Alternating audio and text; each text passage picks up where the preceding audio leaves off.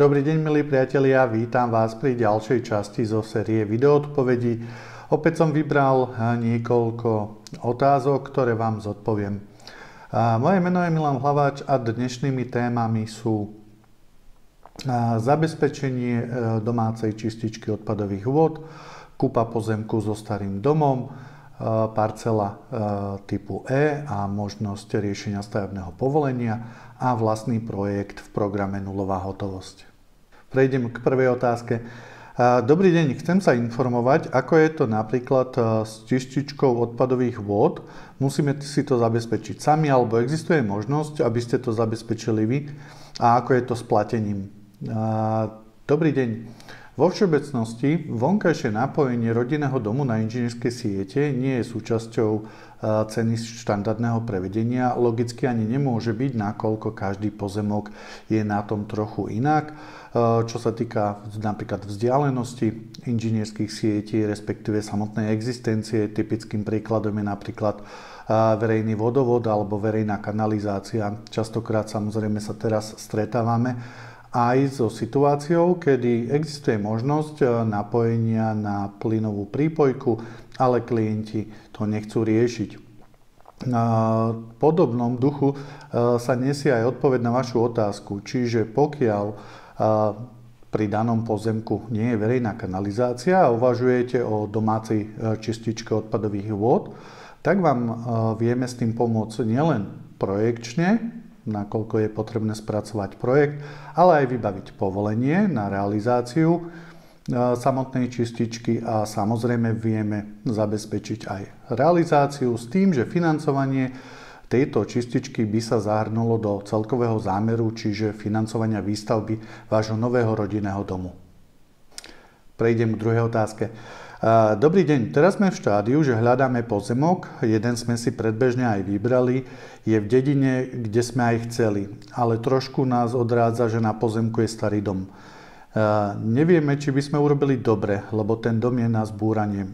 Chceli by sme od vás poradiť, prípadne aj pomôcť.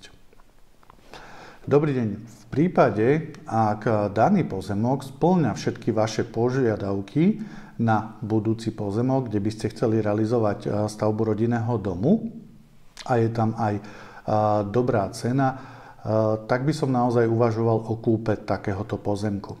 Existencia starého domu na pozemku má svoje výhody ako aj nevýhody.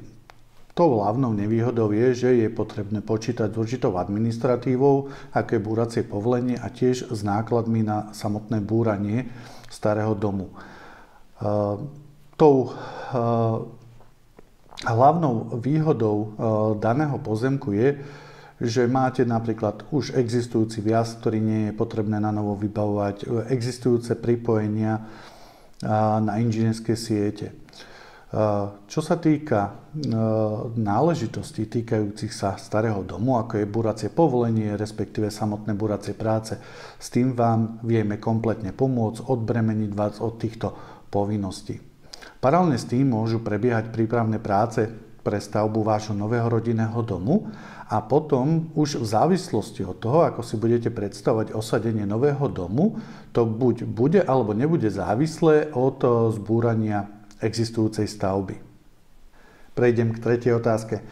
Dobrý deň, mám pozemok, je na konci obce, vedľa sú domy, inžinierské siete sú v dosahu, bol som aj na úrade a v tej časti sa dá stavať, ale je to parcela E. Dá sa aj na takomto pozemku postaviť od ekonomických stavieb dom? Ďakujem.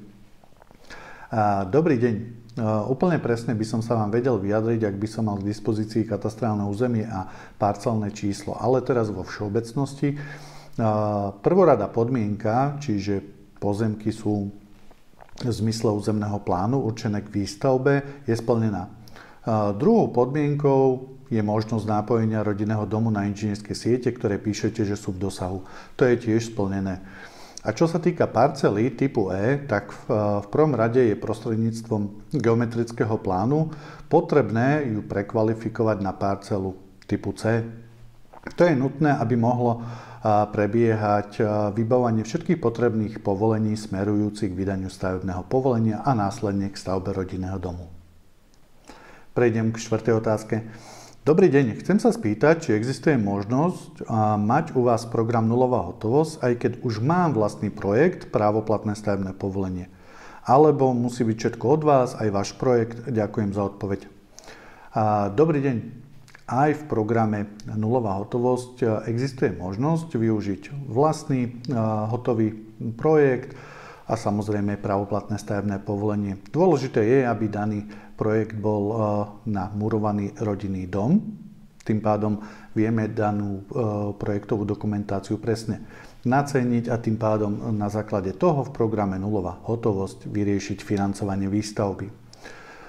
Samozrejme zažili sme aj situácie, kedy sa spolupráca začínala v podobnom nastavení, akurát projekt rodinného domu bol v inom systéme a vtedy sme pre klientov zabezpečili prepracovanie projektu do systému murovaného rodinného domu a následne pokračovalo riešenie aj financovanie a samotná výstavba.